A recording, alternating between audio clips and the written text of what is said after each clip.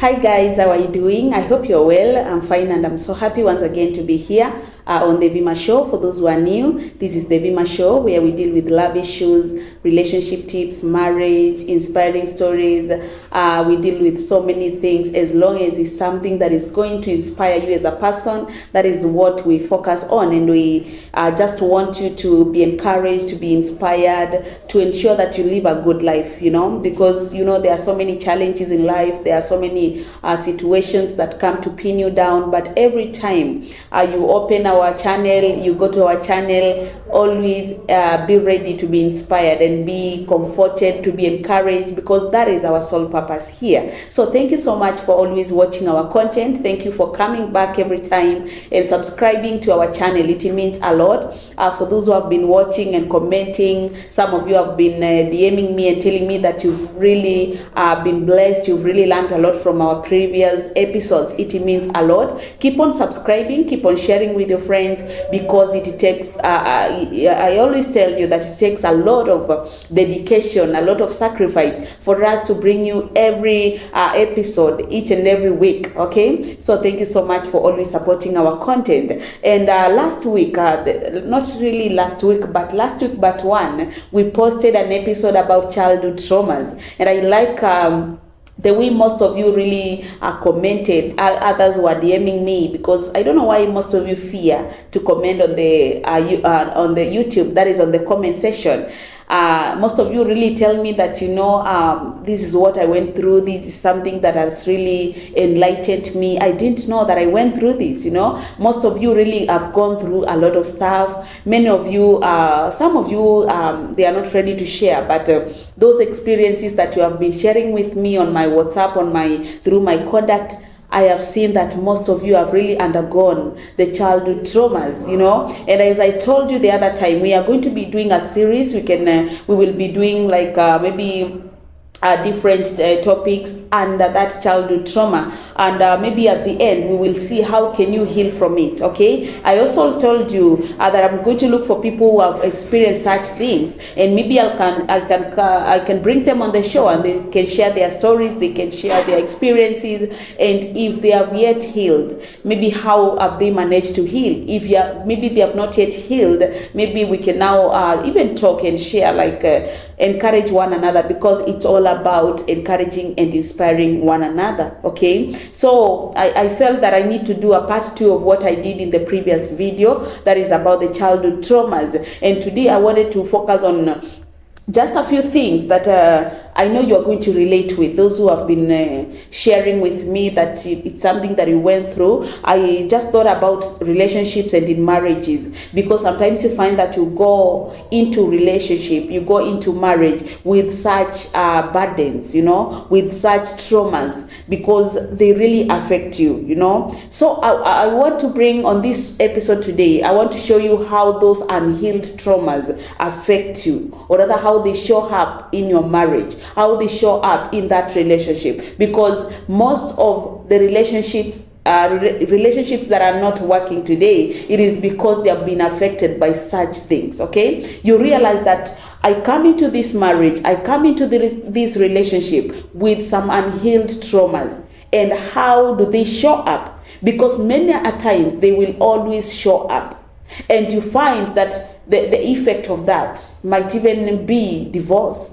The effect of that might even be maybe breakup of the family, or rather breakup of that marriage, breakup maybe between the husband and the wife, you see. And definitely the kids are always gonna be affected if there are kids in that marriage. If there are no kids, you find that you have lost a lot of emotional touch, emotional time. Your time has already gone, you see, because maybe you've been married maybe for around 5 years or 10 years, and then you come and break up. That is going to affect you dearly. Okay, so in this episode, as I've said, I'm going now to share about the unhealed traumas and how they show up in your relationship, how they show up in your marriage. Okay, and I'm going to dwell on a romantic relationship here, or rather, of course, a romantic relationship leads to marriage. So that is what I'm going to focus on in this episode. And the first thing that you need to understand is that there is going to be persistent fear and avoidance of close relationship with others. You're going to be in fear.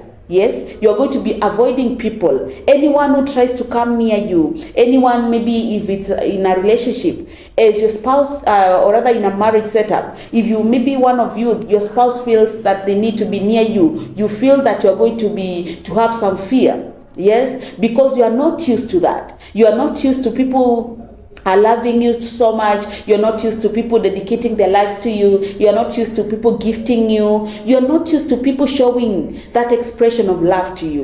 And so if you're not very careful, you're going to have that constant fear. You're going to have that persistent fear, maybe the fear of giving yourself too much.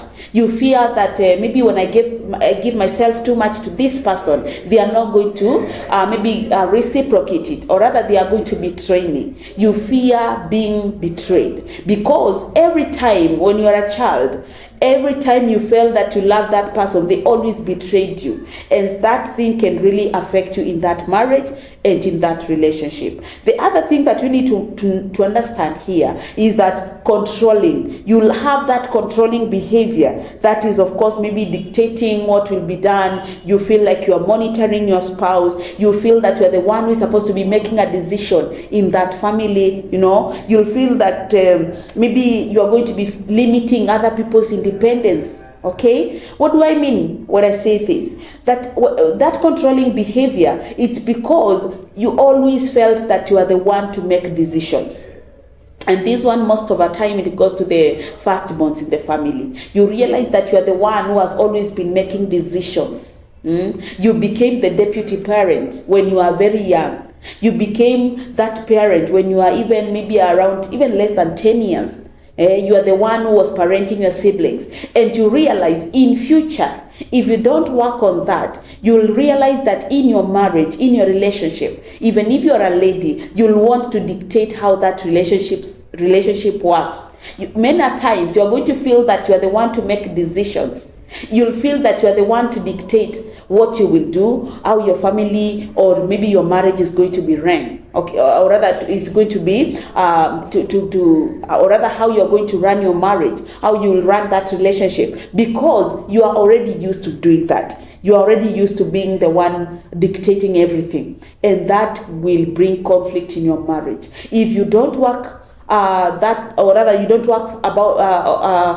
work on it, it's going to really affect your marriage. It's going to affect your relationship. So many times I always encourage you, ensure that your spouse, your spouse, and or rather you and your spouse, everyone can make a decision in the family. Let it not be a one-man show, or rather a one-woman show. Let it not be you making the decision, but let it be you are coming together as a couple to make decisions for your marriage or for your kids or for that relationship. Okay? The other thing you need to understand is that you're going to be having lack of trust between you and your partner. I always call it I always call it insecurity. You'll tend to have that feeling of being insecure. Okay? You'll feel that there's no trust. How will you trust this person if your biological parent betrayed you? How will you trust this person that you are living in with, or rather you are living with right now, if maybe your parent rejected you? If you don't work on it, you are going to see that it's going to affect you in the future. You are going to be affected maybe in your family, in your marriage, in your relationships. And you'll find if you are dating, you keep on dating and dating and dating, and you feel that there's some delay in your life. Men come and go. Ladies come and go. It's because there's something that you need to work on. Okay? There's that insecurity that you have within you. And so if you want everyone to trust you, you have to trust them. If you want everyone to be secure with you, you have to be secure with yourself. It all starts with you. Then the other thing, it is about finding it challenging to have that communication, or rather finding it challenging to express yourself, finding it challenging to express how you feel. You find that you don't have maybe the power to share your emotions. You don't have that strength to speak what you feel, to speak your emotions, to communicate what you feel is the best thing for you. Okay, so many times if maybe you have conflicts, you are going to be feeling inferior in that relationship. You'll be feeling inferior in that marriage, you'll be feeling that you don't have a voice. And this can lead to even breaking up of that marriage and of that relationship, because you feel that you have no voice. As a woman, you'll be feeling that you are voiceless in that marriage. As a man, you'll be feeling that you are voiceless. And you know that ego, you have that ego, mostly for the men. You have that ego. You want to feel that you are the one leading your family. You want to feel that you are the one who has or rather you are operating, you are ensuring that you have hands on everything in your family, in your marriage. If that doesn't happen, it's going to mess you up. Then the last thing, because this episode it's going to be a short one, I'm going to be doing some just short episodes and short videos about the topic, because it's a wide one. The last one that you need to understand is you'll be avoiding confrontations and arguments, and even you're going to be avoiding those difficult conversations with your spouse or with your partner. Many times you have conflict, you don't want to deal with it head on.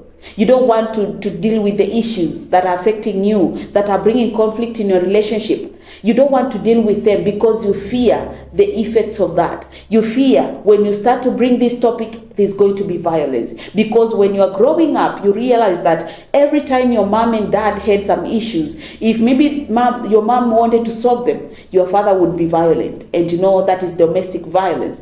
And you fear every time to bring up those issues with your partner or with your spouse. And because when you fear that, you are going to have issues piling and piling and piling, and you'll realize that you don't ever come to a consensus. You never agree on issues. You never agree, okay? And a marriage whereby issues are never solved, that is a marriage that you can never stand. Why? Because marriage is full of issues. Marriage is full of disagreements and conflicts. So every time there are conflicts, you are supposed to be sitting down and solving them amicably. But the moment you realize that you are not ready to solve an issue, to solve a conflict with your partner, that can be a red flag between the two of you. And it might even lead to divorce. It might lead to disagreements and even major conflicts and even divorce in future. So every time, if you face, maybe you think, or rather you come across maybe situations that remind you of how you went through some childhood traumas in the past, ensure that you deal with them head on. Ensure that you work on them as early as now, before you waiting for maybe for a few years to come so that you can deal with them. Because the moment you wait for them, they are going to be piling and piling, and that might lead to divorce or even breaking up of the relationship, okay? So every time I always tell you, ensure that you live a good life. You cannot afford to live a life of misery in that relationship, yet you are not yet married. You cannot afford to live a life of misery in that marriage, and yet you are living with that person forever. Forever is too long for you to be living a life of pain. So ensure first, work on yourself. Work on yourself as a person. Work on your insecurities. Work on your traumas. Heal from them. Speak them out. Don't fear. Okay? It doesn't matter how messy your situation was. Can you get someone to speak to? Speak to someone who can help you with maybe ideas, someone who can advise you. And by so doing, you are going to be helping yourself. You are going to be helping your inner child to heal. At the moment now you heal, you'll be able to love another person wholeheartedly. You are going to be able to love yourself wholeheartedly. You are going to be free to love your kids.